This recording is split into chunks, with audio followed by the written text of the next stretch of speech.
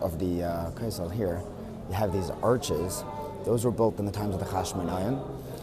These arches are particularly tall, and it's actually just holding up a street, and it would go from the Beis HaMikdash, which the platform of the Beis HaMikdash is much higher than we are here, and it goes all the way down. The arches get smaller and smaller and smaller as it goes down into the old city of Yerushalayim. It could be deceiving, but the Kotel is actually a lot deeper than it is tall, and the diggings keep on going, and they're finding new rooms and areas, and downstairs is even more fascinating than upstairs. Even the top is deceiving. You would think that this is the same floor on the other side. In fact, on the other side, they walk significant, like 20, 30 feet taller than higher up than here. So, in fact, when we are davening here, we're davening towards far deeper into the ground where the Beis HaMikdash was. You see the bridge here that goes up. That's where they're walking, like up there. So we get a little further deep down into a little closer Mul Kodesh HaKodashim.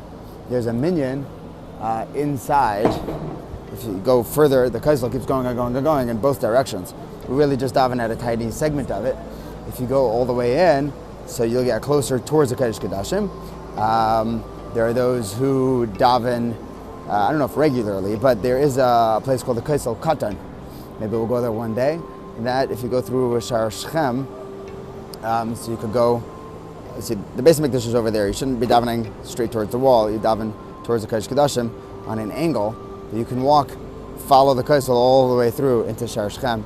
And they have, the Kotel continues there. And you could daven right directly facing where now is the mosque, where many say is where the Kodesh HaKodashim is, although that's also under, people disagree exactly where the makam of the Kodesh HaKodashim was.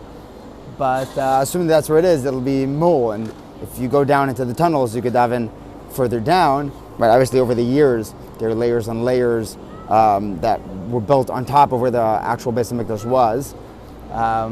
Over safe of Shochen, you'll see mountains on either side of the Beis HaMikdash, and the building itself was so tremendous. It stood out in remarkable beauty.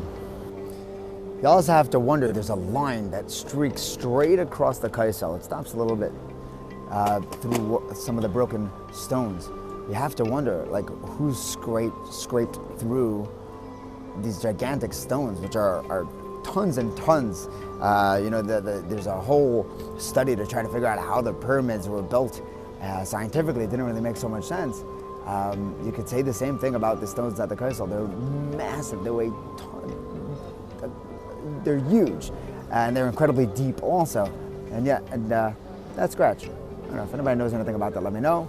Some people say that those bricks here spell out Lord. That's kind of cute. They're fascinating to study.